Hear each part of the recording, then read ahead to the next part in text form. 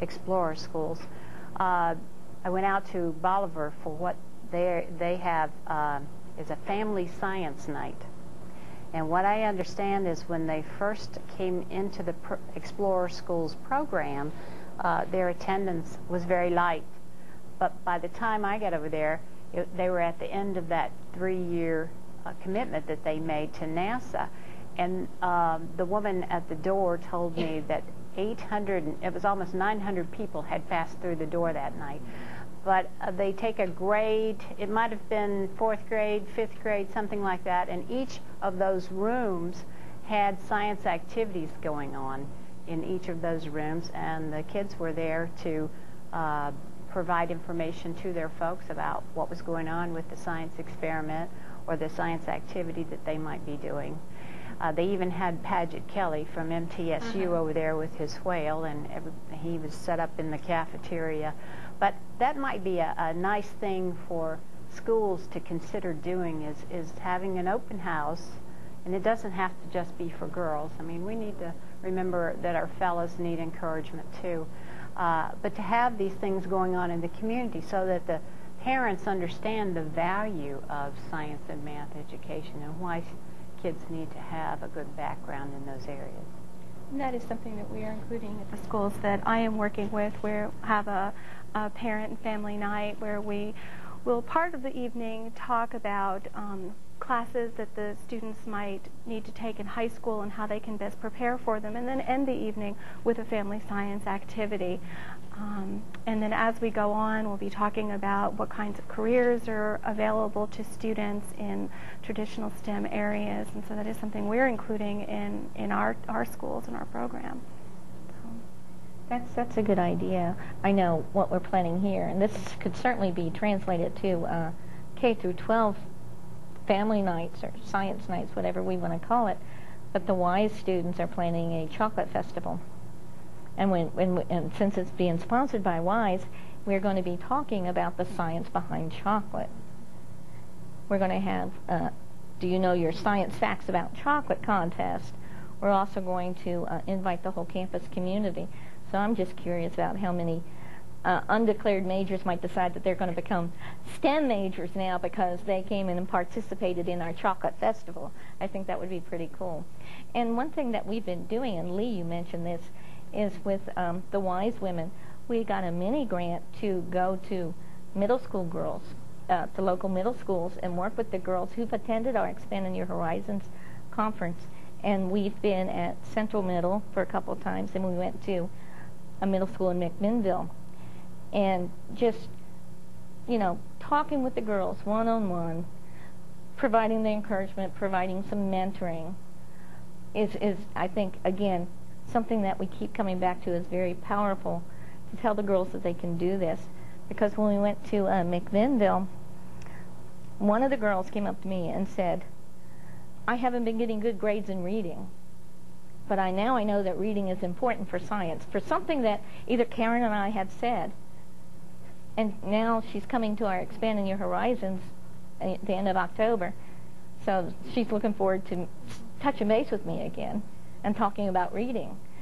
So it's not just the math or science that we're encouraging with the girls, but it's everything else. I know one of my students also, who was here at MTSU, was a non-traditional student. She came back to school and she had 3 kids. 1 teenager, 2 were preteen. So I blessed her for doing that.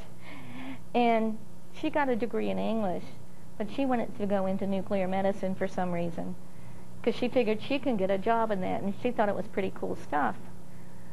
So she started mentoring some of the younger girls in her daughter's high school class and encouraging them to look at math and science careers. So it's again, this mentoring, this encouragement. I think not just you've got to know these formulas, you've got to memorize the periodic table, but just saying, hey, I'm a woman in science, or even I'm a man in science, like some of our engineering faculty come and support our workshops, and they tell these girls that you can do this. That's so important. Extending the mentoring and collaboration that we we talked about earlier, I think that involving girls in some kind of scientific research as early as possible can be invaluable, either through Project Seed for those girls that might come from lower socioeconomic families through the American Chemical Society or other similar programs. And then undergraduate research, I think over half of the students that participate in undergraduate research are actually women, and that undergraduate research, the numbers suggest that they are more likely to go on to graduate education after this experience. It's just the perfect synthesis of this mentoring and collaboration and creativity, and it's a wonderful experience, I know from personal experience and from professional experience. You're right. Just showing them that they can do this. Yes, yes. And that they can come up with their own ideas, I think is important. Linda, you mentioned something about sunscreen, and I was thinking in this past May, with my students, we were investigating the effectiveness of sunscreen, and I just told them go out there and do it. But they were wondering, where's the lab write-up? What do we do? I mean, where's the directions? I said, no, you all go figure it out. And they had such fun doing that. So again, that brought back exactly what everybody's saying that we need to be doing today.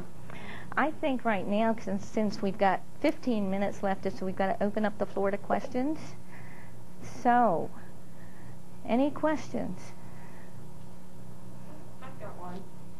You mentioned parents, and could you elaborate a little bit more how parents can be involved? Because, teachers and parents are very relevant, and probably parents more so because they're with their children more. Your teachers are only with kids a limited amount of time. So it's crucial that we get parents on board to really support their daughters in science and math. So how can we do that? How can teachers work with the parents to do that? Certainly, the Family Science Night that we talked about, I think that's a wonderful opportunity for the entire family to get involved in the education of all of the children in the family. And so that's certainly one way.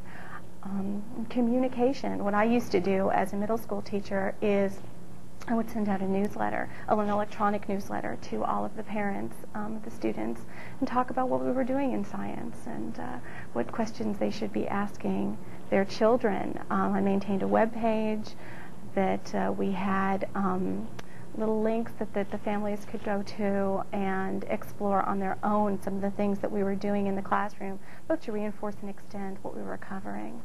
So those are some ideas. Did you find that you had to alleviate some parents' fears about science and math? That does come up, especially when you hit certain topics. But I just try to keep it as logical as possible. But yeah, that can be an issue. I had suggested the open house a while ago, and I think that's a wonderful opportunity because parents are there not under circumstances that are negative, but under positive circumstances where you can actually show them some of the demonstrations that you'll be doing with their students and the relevance of why you're doing that. And I had the printed version. It was called the Biology Bulletin.